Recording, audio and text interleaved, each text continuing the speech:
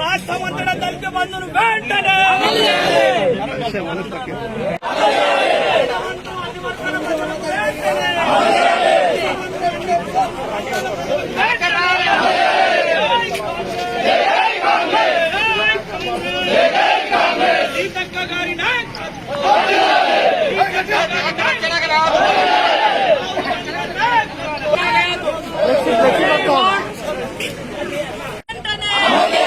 దళిత బంధు పథకాన్ని రాష్ట్రమంతా వెంటనే రాష్ట్రంలో ఉన్న దళితులందరికీ దళిత బంధు పథకాన్ని రాష్ట్రంలో ఉన్న దళితులందరికీ దళిత బంధు పథకాన్ని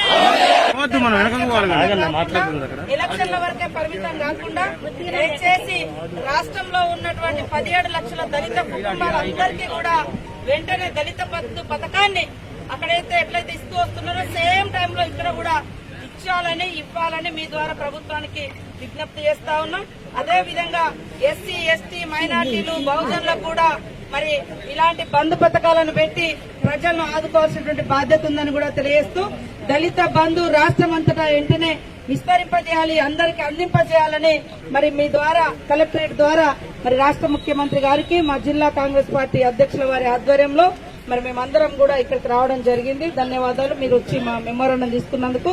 మా యొక్క విజ్ఞాపన పత్రం కూడా ముఖ్యమంత్రి దాకా తీసుకెళ్లాలని మీకు తెలియజేస్తూ ధన్యవాదాలు.